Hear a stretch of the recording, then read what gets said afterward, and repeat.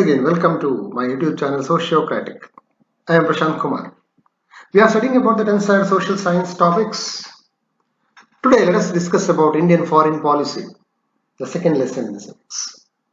And here, man is a social animal. We can't live alone. Same time, the countries. No country can live alone. No country is self-sufficient. Every country should depend on other countries. At that time, we should develop good relationship with other countries. That's a very important one. So that relationship, foreign policy, what policy we follow while dealing with other countries, that one, that is discussed today. Let us start Indian foreign policy. And first of all, foreign policy. What is foreign policy? Policy followed by a country while dealing with other countries. When a country dealing with other countries, the policy they follow, which policy they follow, that is the foreign policy of that country. Every sovereign country has its own foreign policy. Sovereign? What is sovereign? A country which is not under the other country's control, either for external or internal issues. That is a sovereign country. And it is having that freedom to have its own foreign policy. Yeah. So every sovereign country is having its own foreign policy. India has been considered as one of the major countries of the world, wants peaceful coexistence. That is our main motto also. So that's why our foreign policy influenced with this policy, this peaceful coexistence. Yeah. Let us move to the next slide, that is aims of Indian foreign policy. What is the main aim of Indian foreign policy? That is the first one, national security. So we have to think about the security of the nation while dealing with other countries. And enrich national economy. That is another one. Economic development is very important one. So while dealing with other countries, we have to think, we have to keep in our mind about the economy. So we have to enrich, we have to develop the economy. And then spreading of cultural richness of our country in other countries. We have to spread our richness, cultural richness in other countries. Then our influence will increase in other countries. Like World Yoga Day we are celebrating, no, like that. So Indian culture we spread in other countries. Increasing the number of friendly countries to check the power of enemy countries. As much as possible we have to increase the number of friendly countries. Especially in our neighboring countries. We have to develop friendly relationship. Then our enemies will not attack on us. So enemies will be afraid to attack because we have more friends. So that is important, that diplomacy we should have. And achieving world peace and coexistence, we have to keep in our mind about that. So India always keeping, I already told, peace and coexistence is the main motto, main policy of India. I said to achieve world peace and coexistence while dealing with other countries, we are always thinking about that. These are the aims of Indian foreign policy, very important for the examination point of view. Next, we have to discuss about Nehru and Indian foreign policy. So here, on September 7th, 1946, Jawaharlal Nehru, the first Prime Minister of India, he gave a speech in the radio. In the radio speech, he outlined the Indian foreign policy to the general public, and the speech gave an indication of the foreign relationship India is going to foster with the countries like America, Russia, China, etc. And Jawaharlal Nehru was the first Prime Minister of India and External Affairs Minister of India. That's why he designed the foreign policy. So Jawaharlal Nehru designed the foreign policy of India. That's why foreign policy of India is also called as foreign policy of Nehru. Yeah. And there he concentrated various international and national issues have influenced the foreign policy of India. So issues like national interest, geographical interest, political situation, economic interest, military issues, public opinion, international situation, etc. Okay, let us see now what are the basic aspects, what are the basic aspects of Indian foreign policy. There are total 5 aspects we have to discuss today. First one, Pancasila principles. Second one, non-aligned movement. Third one, anti-imperialism. Fourth, anti-apartheid policy. And fifth one, disarmament. These are the 5 basic aspects of Indian foreign policy. And let us discuss one by one. First one, Pancasila principles. As you know, Pancasila principles, the agreement signed between India and China. Indian Prime Minister Nehru and China Chou En-lai, China Premier Chou En-lai, these two signed in 1954. And India and China accepted Pancasila principles. So what are these Pancasila principles? Here, 5 principles are there. First one, respecting each other's sovereignty and regional interest. China should respect Indian sovereignty and regional interest, and India should respect China's sovereignty and regional interest. India always following, but China not following. Recently observed in the news, you were watching and you were reading the newspaper that China make an attempt to attack on India, and its military stayed near the border. Non-invasion of each other, again this one also, non-invasion of each other. China should not invade on India, India should not invade on China, but China invaded afterwards, 1962. Yeah. Non-interference in each other's internal affairs, internal issues. We should not interfere in the internal issues of others, India and China. China should not interfere in the internal issues of India, and India should not be on China. Mutual cooperation and respect. We have to help each other. In all aspects, we have to help each other, and we have to respect each other. And peaceful coexistence. We are living together. We are neighboring countries. Peacefully, we have to live. So these are the 5 principles of this Pancasila. Very important one. Next, another basic aspect, that is a non-aligned movement. And here, after Second World War, the world divided into 2 power blocks. One headed by USA and another one USSR. The democratic countries were under the leadership of USA, and communist countries under the leadership of USSR, or Soviet Union, what we call it present Russia.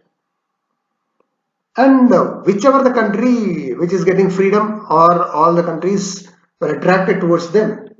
Each country come to our side. They are creating 2 groups, and that developed in the Cold War. But India started the Third World. There is a policy of keeping safe distance from both the power blocks. We are not joining either USA or USSR. So we are standing separate and having good relationship with both the countries, keeping safe distance from both the power blocks. That is a non-aligned movement. And the world was divided into 2 power blocks, as I told. And so democratic countries USA and USSR communist countries. India followed the policy of being non-aligned. We didn't join either. So as a result, what happened? We got the power to take our own decision, independent decision. We don't have to obey the orders of this USA or USSR, because we are free. We are not in the party of that one. But slowly, what happened? When Lal Bahadur Shastri and Indira Gandhi became the Prime Ministers of India, at that time they followed the principle of eye for an eye. That was the foreign policy of India at that time. Then the wars held in 1965, 1971 with Pakistan. So these are the developments took place. And we found separate some countries of South Asian countries, one group. SAARC countries, South Asian Association for Regional Cooperation. That one we made. India also the member. And here the members of that country, SAARC, were so very easy to remember. Friends, keep this one in your mind. MBBS Pain. MBBS Pain, PAIN. Very easily you can remember the names of the countries. MBBS means what? Here Maldives, Bangladesh, Bhutan, Sri Lanka. PAIN, PAIN, Pakistan, Afghanistan, India, Nepal. So easily we can remember MBBS PAIN. So this is about the non-aligned movement. Now anti-imperialism we have to study. Imperialism means what? Imperialism is an attempt by a sovereign country to take over another country with the intention of ruling it for its personal gain. One sovereign country will take over another country, getting control over the administration of that country for personal gain. So, example, India lost independence for the British. So that India opposed this imperialism, this anti-imperialist policy India followed. Why? It is important to know why India should follow anti-imperialism. Because as India got independence from an imperial country, British, so it opposed such moves for other countries, moves of other countries. In the Conference of Asian Countries held in New Delhi and Bandung, India declared, no corner of the world shall have imperialism.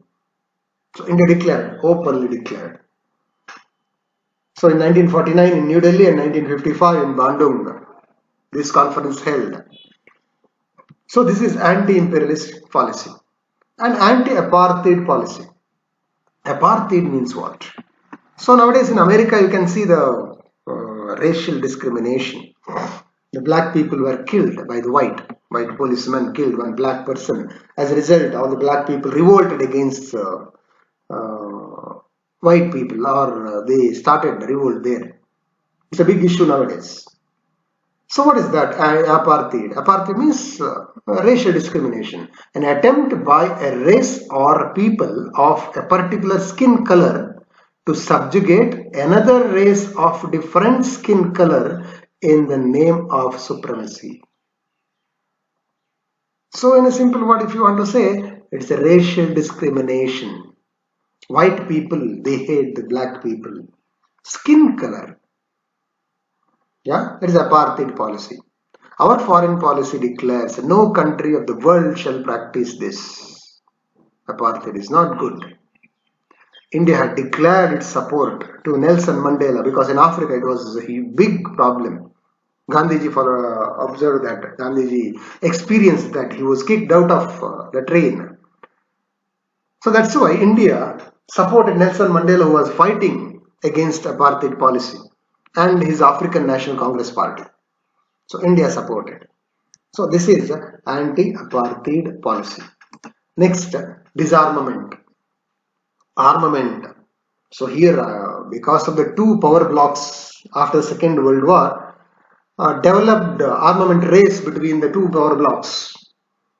So by suspecting other country may attack on me, I'm increasing the weapons with me.